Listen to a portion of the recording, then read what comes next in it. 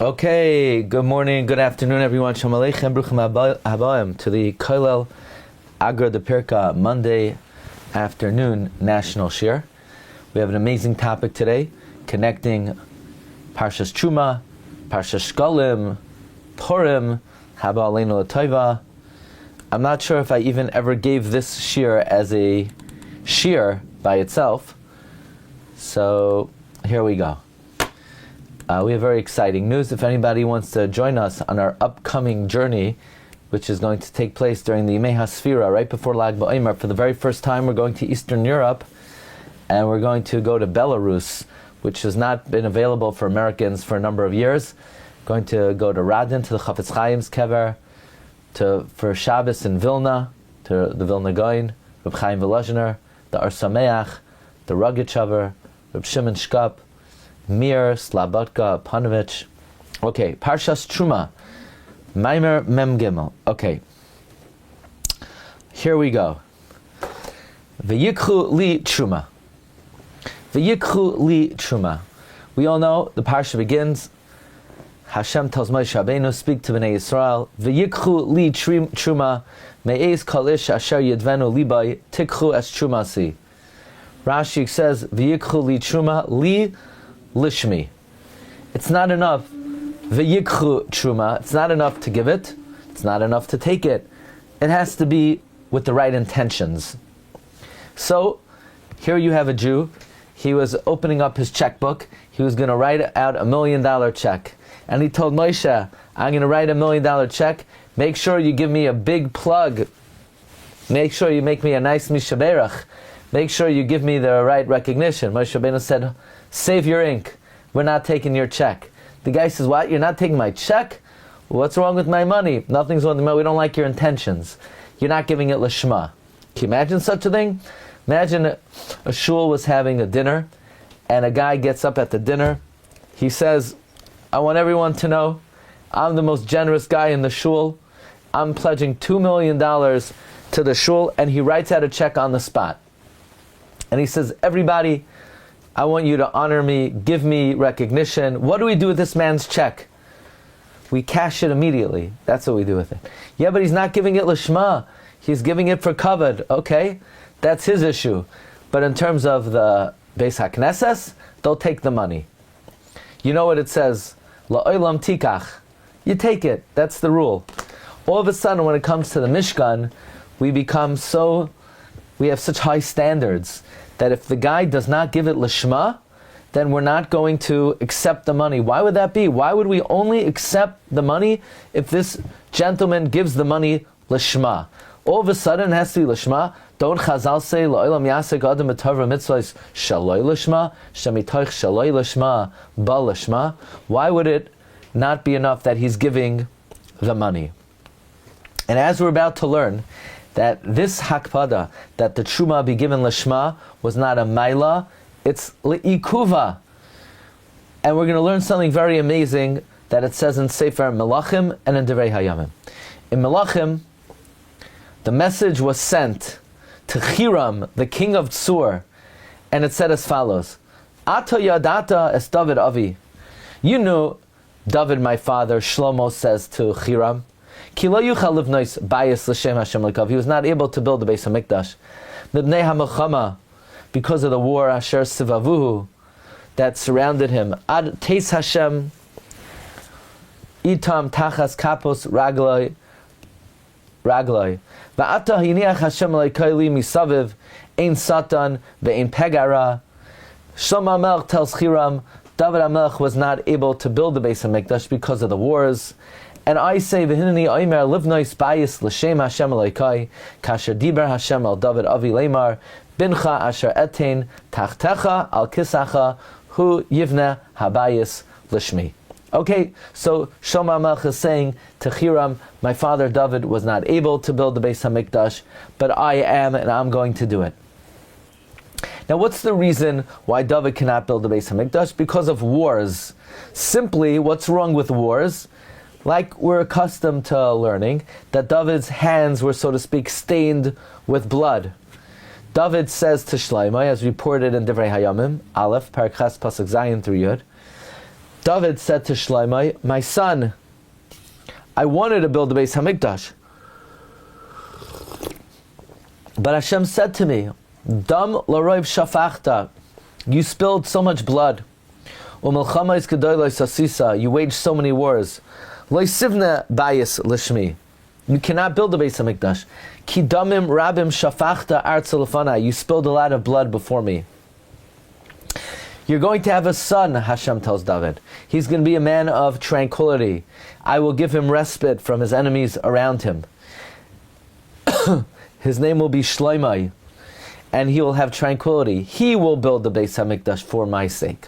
Okay? So simply, the reason David could not build the Beis Hamikdash is, so to speak, his hands were stained with blood. We know there's an idea that the Beis Hamikdash prolongs the life of a person, and David HaMelech took the lives of people, and therefore it was not appropriate for him to build the Beis Hamikdash. By the way, there's a shaila in halacha, if a chayal killed the enemy, and he's a kohen, is he allowed a duchen?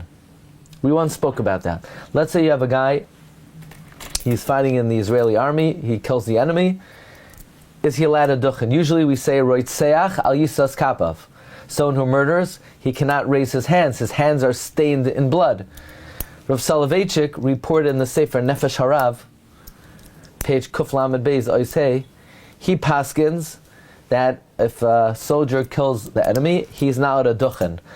Like the pasuk says by David, Damim Rabim Shafachta Artza Lefanai.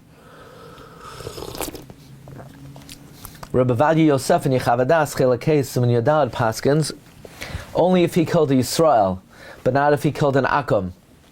And he explains, you'll ask that Hashem told David HaMelech, Dam laroiv shafachta, u'melchama is gedolos asisa, lo sivna bayis lishmi.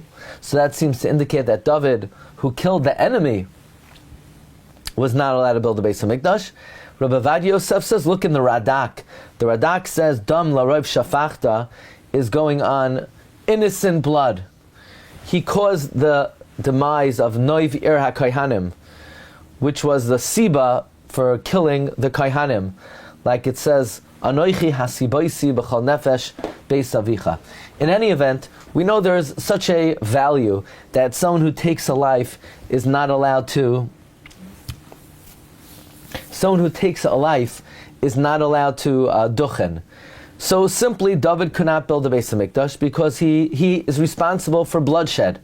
However, the Malbim has a wondrous understanding of this. The Malbim understands that the reason why David was not allowed to build the Beis Hamikdash, he has a novel interpretation. You know, so many times in Malachim, it says that Shlomo said, you know my father David, ki lo yuchal livnois bayis l'shem Hashem, or I am going to build the bayis l'shem Hashem, or bincha asher etein tachtecha hu yivna bayis l'shmi. Also in Divrei Hayamim, also it emphasizes the building of the Beis Hamikdash has to be l'shma. And the Malbim says something incredible. The Malbim says that the reason why David was not able to be involved in the building of the Beis Hamikdash, it's not because of laziness, and it's not that he was busy in war, and it means as follows. And he quotes what he says in the Artzos HaShalom, that the Iker mitzvah of the building is not the edifice itself. The Iker mitzvah was building it lishma, was building it without any ulterior motives, any personal benefit.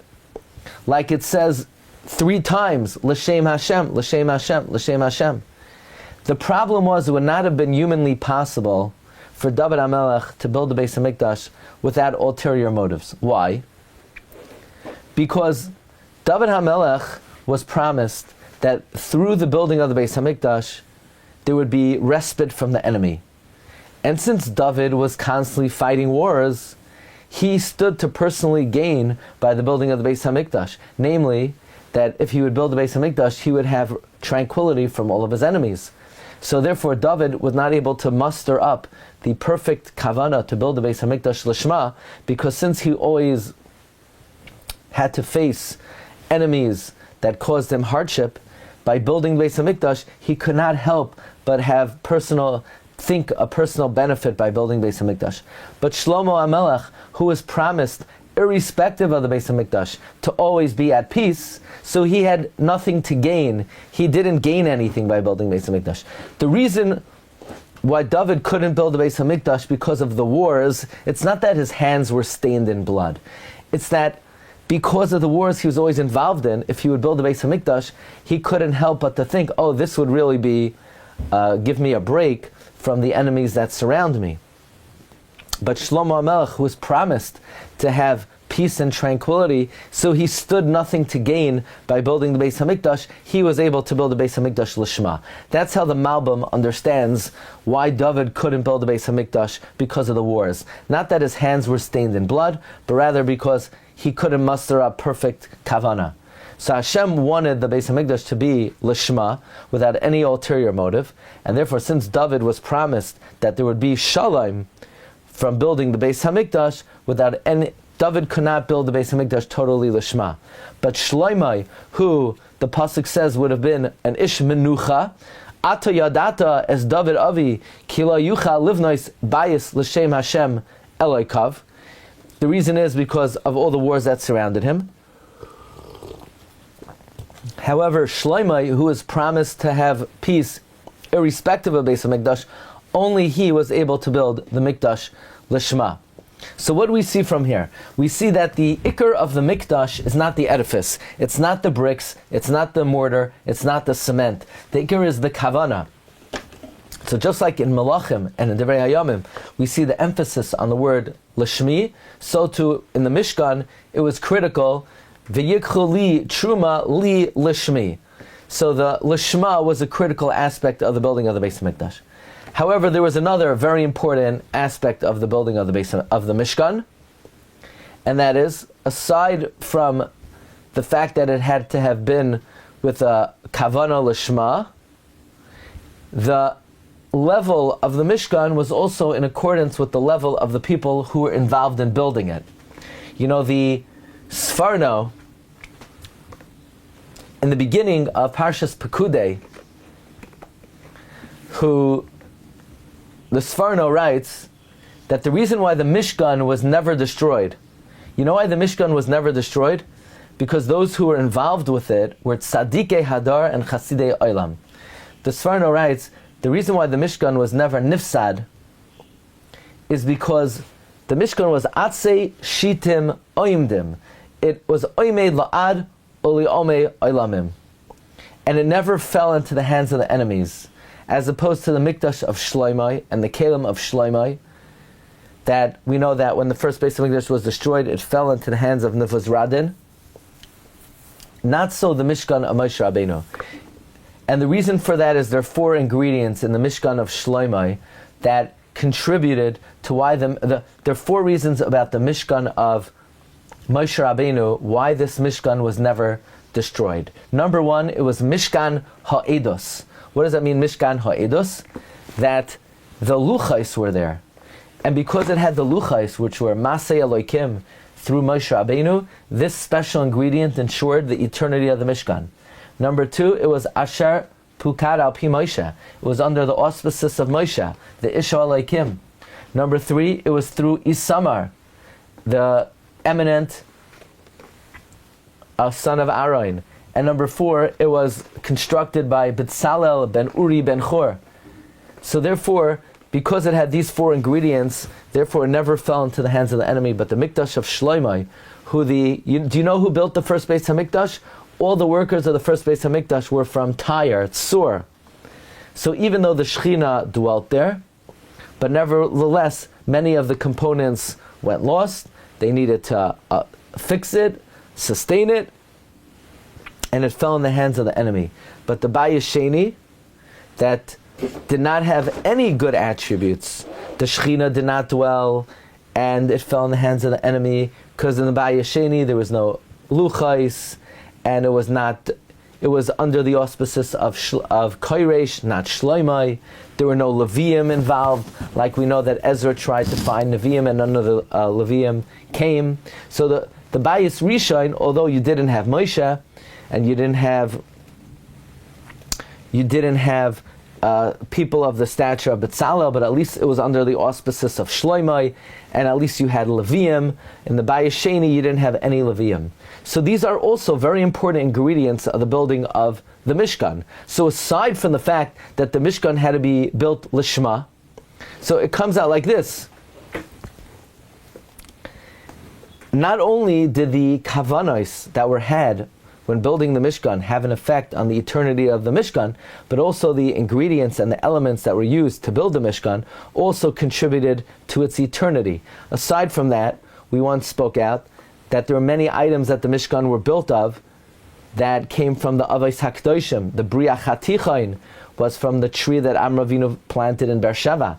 The Krushim came from the Atzei Shittim that Yaakov Avinu planted.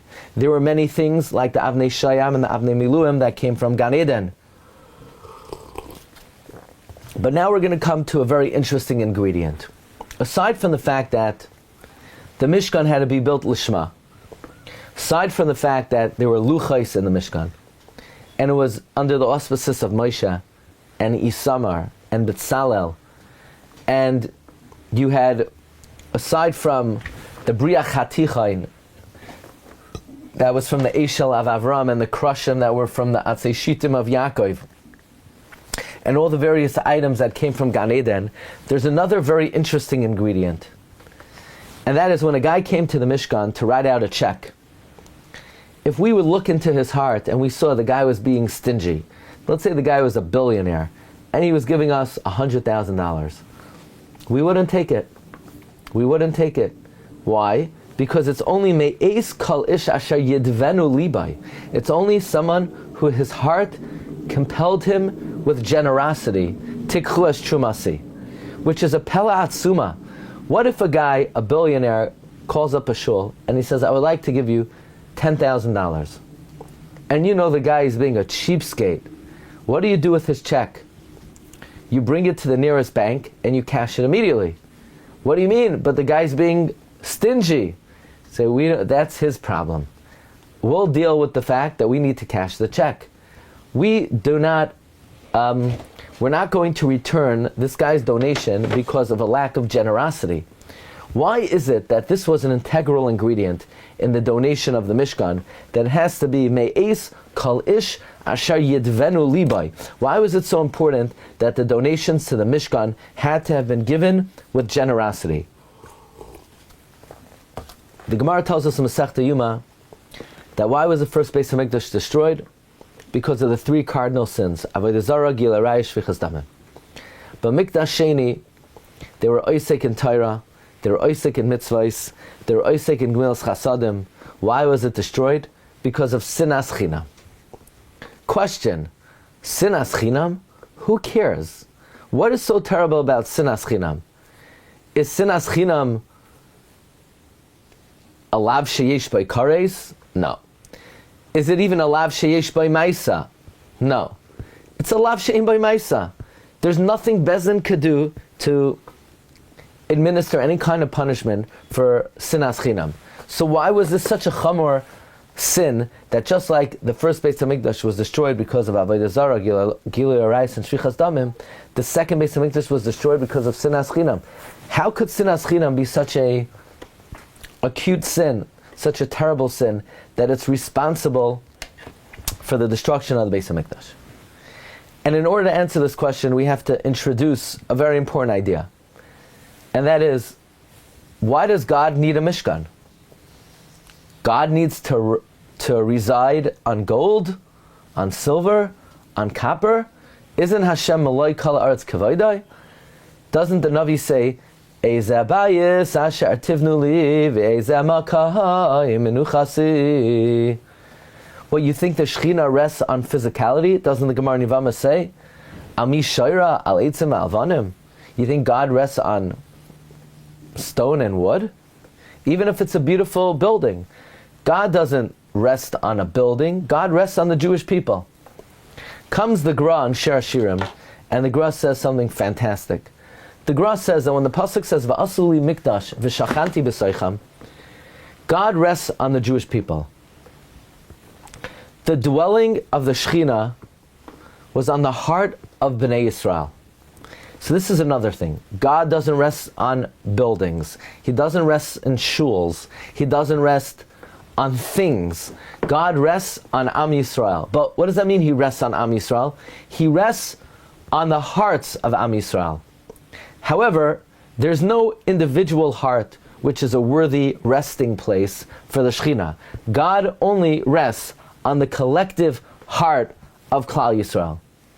The collective heart of the Jewish people is the resting place for the Shekhinah. But Houston, we got a problem. How do we create something called the collective heart of the Jewish people? The answer is, if we can all contribute our hearts to one thing, then that thing represents and reflects the collective heart of the Jewish people. So if we all contribute with nedivos halev, with generosity of heart, to the Mishkan is then reflects the collective heart of the Jewish people. That's why it's so integral that if you donate to the Mishkan, we won't accept it. You have to donate your heart to the Mishkan. And the way you donate your heart is by giving Me'ez kol ish asher yidvenu libai. People have to contribute with generosity of heart. The Gemara is teaching us that the Makom Hashras Hashchina is the heart of Klal Yisrael. Not the heart of any individual, but the collective heart of the people. And the way to connect the heart of the people is that everyone has to give benedivas halev. By the way, this gives us a tremendous insight into why sinas chinam destroys the Beis HaMikdash. Because it's not a punishment that if we hate each other, Hashem will punish us and destroy the Beis HaMikdash. It's a natural consequence. You see, what is the Mishkan? The Mishkan and the Mikdash is the collective heart of the Jewish people. But if there is sinas chinam, and there is pirud levavos, that means our hearts are disconnected, then we no longer have the makayim that is necessary to be a resting place for the Shekhinah. You see, the Shekhinah rests on our collective hearts when we all come together with generosity of spirit and we donate to the Mishkan. But if we can't stand each other, then we cannot reckon that this edifice reflects the collective hearts of the Jewish people. There is no collective heart of the Jewish people. We can't get along with each other. There's pirud levavos. Once there's pirud levavos, it's not that it's a punishment the Beis HaMikdash needs to be destroyed. It's that there is no Mishkan. There is no Mikdash. The essence of the Mikdash, the reality of the Mikdash has been disintegrated. The Mikdash is the collective hearts of the Jewish people. But if we have pirud levavos, there is no collective hearts of the Jewish people. Now we understand why it was so necessary that the donations of the Mishkan have to be kol ish asher yidvenu libai. By the way, there were certain set things that everyone had, that you could contribute to. Meaning like this. Even though Bnei Yisrael needed to give according to their nidavas halev, and there was no specific thing that somebody had to give. In other words, nobody had to give gold, nobody had to give copper.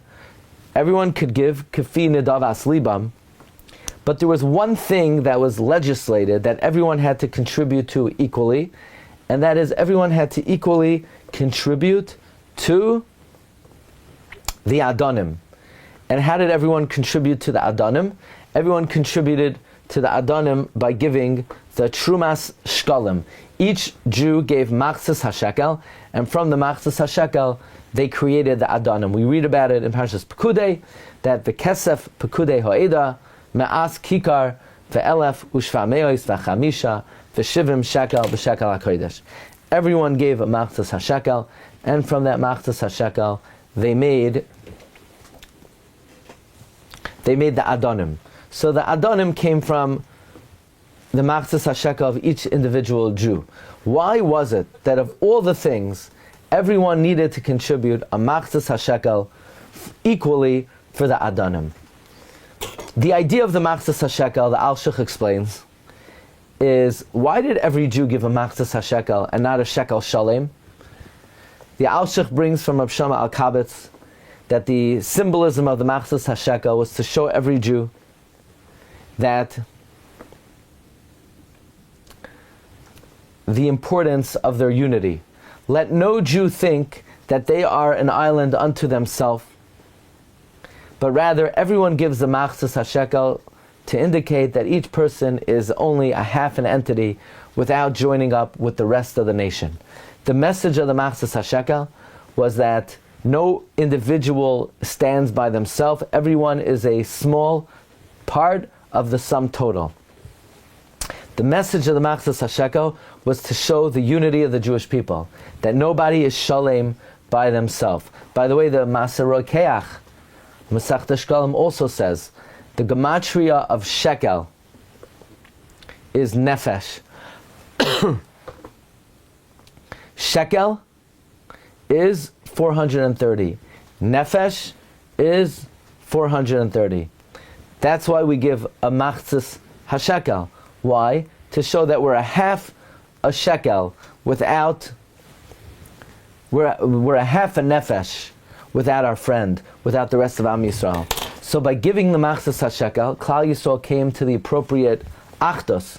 We once explained in the past, that's why the Gemara says in Masechta Megillah, this week is Shabbos Shkalim, that we preempted Haman. We read about Parshat Shkalim, Rosh Chodesh Adar. The Gemara brings the Masechta Megillah, Yud Gimel and Beis Amrei Shlakish, Galiv Yadua Lefnei Misha Amar V'Haya Olam, that Haman was destined to mete out Shkalim to destroy Klal Yisrael. Therefore, we preempt his Shkalim and we give the machzas hashekel. How does this preempt Haman? Haman wanted to demonstrate that we're lacking in achdus. Haman pointed out, Yeshnai am echad, mefuzar u'mefayrat, that we are a nation that is scattered and disparate. And by us preempting Haman and giving the machzas hashekel, we demonstrate our unity, because again, shekel is gematria nefesh. We give a half a shekel to indicate that we're, so to speak, a half a soul without the rest of the Jewish people. The Rabbi Yitzchak Isaac Chaver writes, that's why they made the structure of the Mishkan from the machzas hashekel, because the Mishkan stood on this idea that the Shechina dwells on a place that signifies the unity of the Jewish people. So, since through Achdus, Klal Yisrael becomes a Mishkan for the Shechina, as we pointed out, God doesn't dwell on sticks and stones. He dwells on the collective heart of the Jewish people. Therefore, the main structure of the Mishkan, the structure that everything rests on, the sockets, came from the machzas hashekel, which indicated the unity of Klal Yisrael. So we're learning about many of the very vital ingredients that were necessary to ensure that the Mishkan would be atzei shitim oimdim, an eternal structure. Number one, it had to be lishma. Just like David couldn't build the Mikdash because he stood to gain personally, to rest from his enemies, the Mishkan had to be lishma. Secondly, the Mishkan was made by great people who had great intentions. It had the luchais ha'edos in it. It was constructed under the auspices of Moshe, under the auspices of Isamar, under the auspices of Betzalel ben Uri ben Hur. It had in it special ingredients, the Eshel of Avram. It had the Atzei Shitim of Yaakov. It had ingredients from Gan Eden. And then it reflected the collective heart of the Jewish people, because everyone had to make sure to give. Kol ish asher yidvenu liba, each person gave benedivas halev. And finally, the Adonim were made out of the machzas hashekel, which reflected the unity of the Jewish people. So these were some of the ingredients, and this week we read Parshat Shkalim, and the Shkalim were used also as the very foundation of the Adonim, which held up the entire Mishkan. Okay, Rabbi Isai, I wish you a wonderful day, bracha v'atzlacha, and kol tov. Kol tov, everyone, have a great day. Baruch Tiyah.